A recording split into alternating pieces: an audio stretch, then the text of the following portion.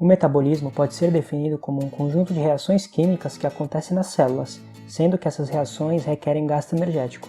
O gasto mínimo de energia que é necessário para manter as funções vitais em um estado de repouso é chamado de metabolismo basal.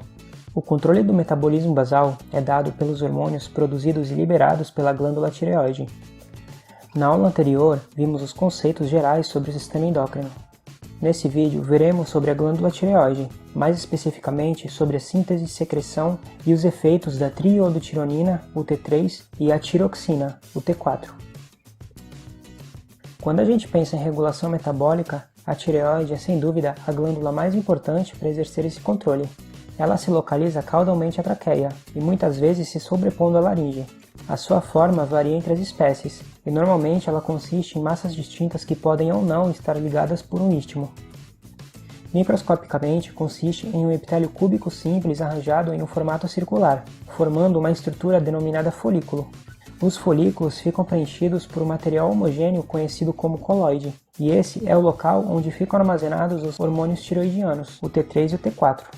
Uma outra célula importante que fica localizada na glândula, mas fora dos folículos, são as células C, também chamadas de células parafoliculares. Essa célula é importante porque ela secreta a calcitonina, um hormônio que regula a atividade do cálcio. Para a síntese de hormônios tireoidianos, algumas moléculas são necessárias. A primeira molécula é o iodo. O iodo é adquirido pela alimentação e no trato intestinal ele é convertido em iodeto, e então é levado à tireoide.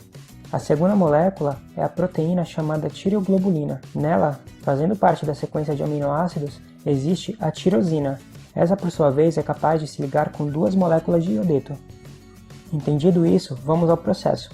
O iodeto chega na tireoide através do sangue. Ele entra na célula folicular por um cotransportador que joga o sódio para dentro da célula juntamente com o iodeto.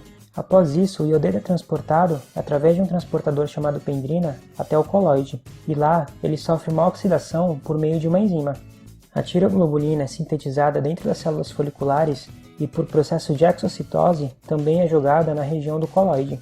A partir do momento em que a tireoglobulina e o iodeto oxidado estão nessa região, vai começar a acontecer uma iodação da tirosina, ou seja, as duas moléculas vão se juntar. A depender de quantos iodetos vão se acoplar à tirosina, ela receberá diferentes nomes. Se apenas um iodo se liga, ela leva o nome de monoiodotirosina. Se dois iodos se ligam, ela é chamada de diiodotirosina.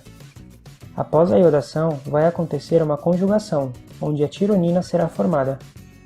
Se duas diiodotirosinas se juntam, forma a tetraiodotironina, ou conhecida também como tiroxina, o T4. Quando se juntam uma diiodotirosina e uma monoiodotirosina, é formada a triiodotironina, o T3. Dessa forma, o T3 e o T4 são formados e ficam armazenados ligados à tireoglobulina no lúmen dos folículos em forma de coloide, e ali eles permanecem até que ocorra um estímulo para sua secreção. O estímulo para a liberação de T3 e T4 é o TSH. Como falado na aula anterior, o hipotálamo e a hipófise trabalham juntos a fim de controlar a secreção de diversos hormônios, e o hormônio da tireoide é um deles. O hipotálamo secreta o hormônio liberador de tireotrofina, o TRH. Ele vai até a hipófise anterior e estimula a liberação de TSH, a tireotrofina. A tireotrofina, por sua vez, viaja na corrente sanguínea até encontrar os seus receptores nas células foliculares da tireoide. Quando isso acontece, a tireoglobulina ligada às moléculas de T3 e T4 precisa ser transportada para o meio intracelular e então ser clivada. Para isso, ela penetra na célula formando uma vesícula, e então essa vesícula se junta com os lisossomos, onde existem enzimas que clivam a molécula liberando o T3 e o T4.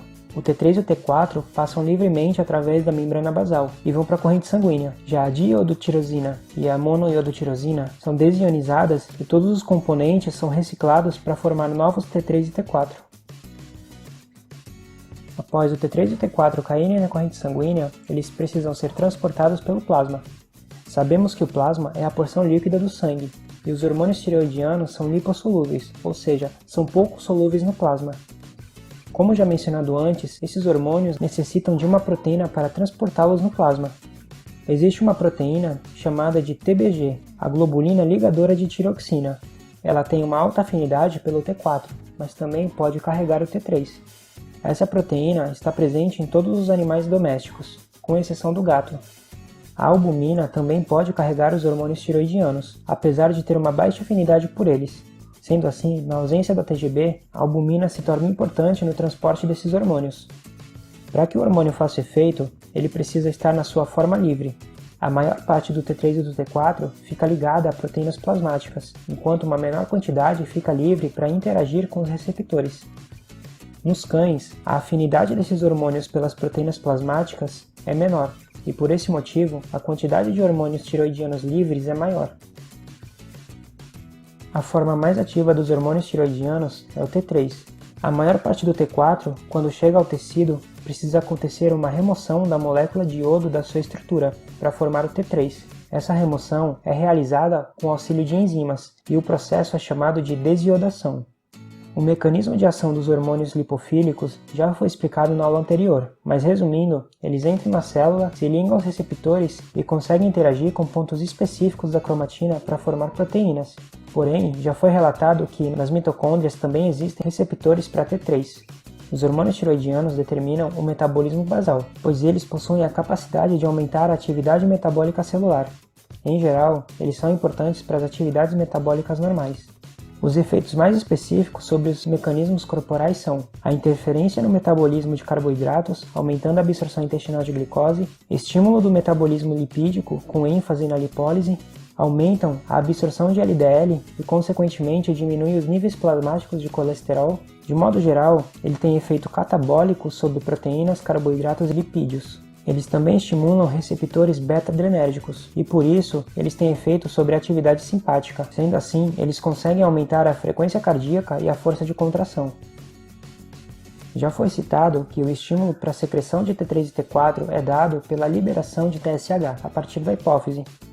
Quando a concentração de hormônios tiroidianos atinge níveis suficientes, ocorre um feedback negativo, que inibe a secreção de TSH pela hipófise. E dessa forma, os níveis plasmáticos de T3 e T4 são controlados. Na clínica de pequenos animais, existem situações em que o controle das concentrações plasmáticas não acontece. As desordens mais comuns da tireoide são o hipotireoidismo em cães e o hipertireoidismo em gatos. O hipotireoidismo dos cães é uma condição em que a tireoide não é capaz de secretar níveis suficientes de T3 e T4 para manter as funções metabólicas, e a etiologia mais comum é a tireoide linfocítica. O hipertireoidismo é uma endocrinopatia comum nos gatos, e ela é caracterizada por uma hipersecreção de hormônios tireoidianos, normalmente decorrente de uma hiperplasia na glândula tireoide. É isso aí, pessoal. Essa foi a aula de hoje. Espero que tenha ajudado. Se esse vídeo te ajudou, deixa o like. Valeu!